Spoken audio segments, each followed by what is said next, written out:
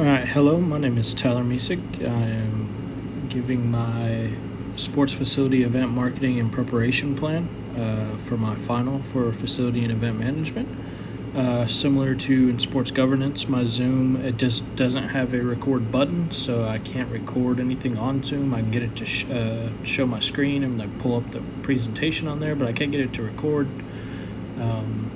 I'm still not sure why. I've gone through the settings and I've tried to watch some videos to see if there's something I'm doing wrong. Maybe I'm using the wrong version of Zoom or something. The only thing I can think is maybe my computer has something in it that's preventing it from having the ability to record. But we're going to get into this. So going on to the first thing for our introduction here, I chose to do Southern Arkansas University's football program as my marketing plan. Or to create a marketing plan for them. The Mule Riders play 11 games throughout the season against all GAC members, which is GAC stands for Great American Conference. They play 5 home games, 5 away games, and 1 game on neutral field.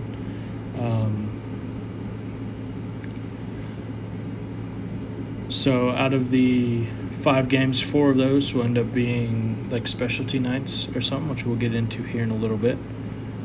This year, in 2026, I used last year's schedule to kind of create the one for 2026 based off what I could. I couldn't give dates, but I knew the teams. They flip-flop, so if we played them away, they're home. If we played them at home, then they're away this year. So I flip-flopped those based off of previous years of them doing that. We also hosted the neutral game, so it's technically a home game for us last year. So it'll be an away game for us this year.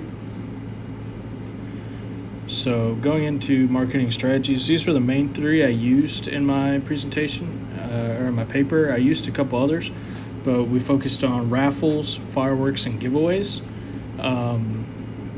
So for our first main game, we did giveaways. You couldn't really guarantee. We did a raffle for the first one. We did a raffle for the first one because you couldn't really guarantee a win, and you don't want to give away like discounts maybe at Chicken Express instead of giving away a card or anything. So you could really only do a giveaway like that, like a $25 gift card or something, or maybe a little more depending on the game. And you can't really do fireworks because you promise fireworks and you lose. Well, now people aren't really going to want to see that after a loss. So we focused on raffles for our first game, as it was against against Henderson, who is a team that was ranked last year, and they're a really tough team to beat. We then did giveaways for the second game, and then we did fireworks and some of the promotional giveaways like discounts and stuff like that to kind of just get more people involved while also using the strengths and kind of the matchups we had. So like raffle for that first game against Henderson, it's a really good team. They actually hold the head-to-head record over us. Like they've beaten us more than we've beaten them, I believe. No, they've beaten us more than we've beaten them. They were ranked last year. We beat them last year though. So I feel like that'd be a big game already, people coming in. I also mentioned maybe using some strategies like homecoming and senior night on some of these days as one of our marketing strategies to even bring in more fans. But Henderson would probably be the biggest home game because it's our biggest rival that we play at home this season. So doing something like a raffle where everyone can enter and buy as many tickets as they want seems very beneficial for that biggest game. Staff trainings, I kind of really just focused on the fact that like everyone needs to be trained in certain things like conflict and like emergency situations. All staff need to go through that.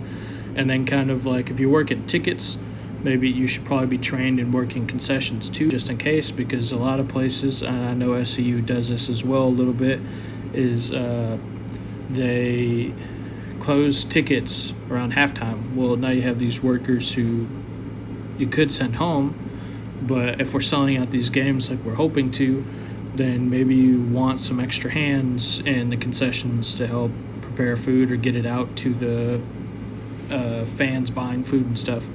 So kind of jobs like that, you should be trained for. If you're in the press box, you should be trained properly in the game of football, not just like using.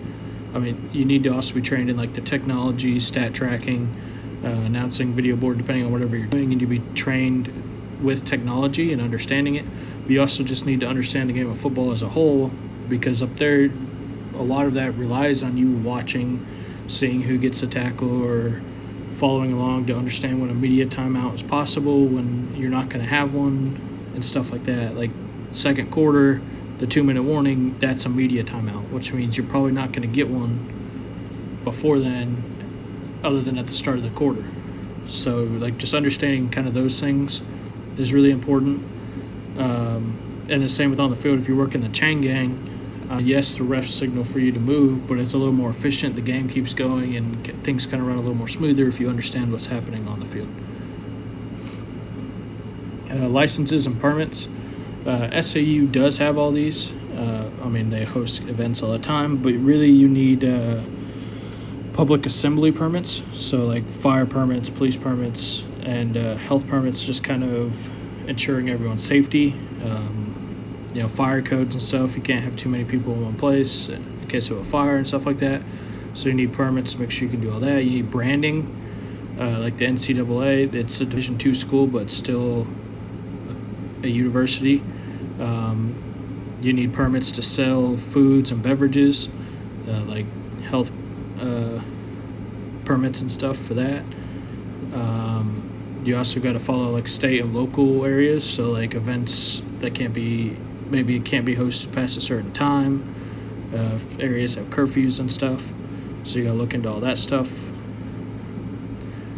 For my cleaning plan, and this kind of like my entire facility preparation plan touched on, like in the paper, touched on technology, cleanliness, concessions, and maintenance.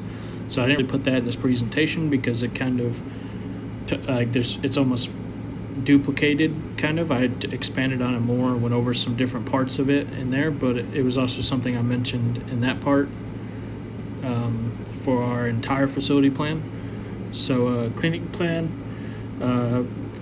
you're just working on cleaning everything properly, sweeping, mopping, wiping down counters and stuff in the concessions, wiping down seats in the bleachers, cleaning up all the garbage on the field in the press box, the bathrooms, ensuring not just like inside the facility but outside it is, the parking lot, the walkways, even areas kind of just around the facility that people may walk, that are accessible to them, or they might just see. You don't want the place to look dirty, so even if it's something like SAU is open, like the baseball stadiums are over there, say maybe they had a baseball game earlier, you don't want garbage blowing all around over there, either getting into the football stadium or just kind of making everything else look bad because there's garbage blowing all over the place. So you kind of want to not just clean up that part of the facility, but anywhere around it, make sure everything's clean, everyone's for safety. You don't want someone slipping on garbage or something, but also just for cleanliness. No one wants to be walking around or sitting in old nasty chairs or something like that. Safety and emergency plan. So I kind of broke it down like this, especially on a college campus, you're going to probably have a lot of student staff, and I mean, everyone needs to be trained in like CPR, first aid, and all that stuff. I mean, we get trained like at the MAC and everything to work on campus. So, I mean, that probably is already necessary, but if there was an emergency in the stands, the younger staff, the students, would probably work on clearing any walkways, calling 911, getting emergency services on the way, while the older staff kind of helped with the situation as they're trained to. The younger ones can help. I'm not saying they shouldn't, but it might just be a little more effective in that sense of maybe a 18-year-old who's never actually dealt with that compared to a 40-year-old dealing with it. University police should also be in attendance at every game, which they are. They kind of patrol around and make sure everyone's safe, so having them around definitely helps as well in case of any emergency in that sense. and then EMTs on the field to help in case someone breaks their leg or something, to get them on and off, and staff being prepared to help carry them and move them safely off the field or off the sideline to the ambulance, and just kind of stuff like that. And then finally, technology needs. You need a lot of stuff, especially working up in the press box. I worked video board a lot. You need a lot of cables, computers. You obviously need Wi-Fi. You need monitors, mice, keyboards, printers, your cell phone, cameras, batteries for the media stuff on the field and everything, microphones for announcing, and maybe some halftime interviews if you do those. You just need to be trained in it. Like I said, it took me a while to get video board down, so this was something I could definitely, this was something I stressed a lot in my paper when it came to technology, was just because it's something I've dealt with working alongside SAU in basketball, baseball, softball, and football. So that's kind of the summary of my paper here. Again, I apologize for it not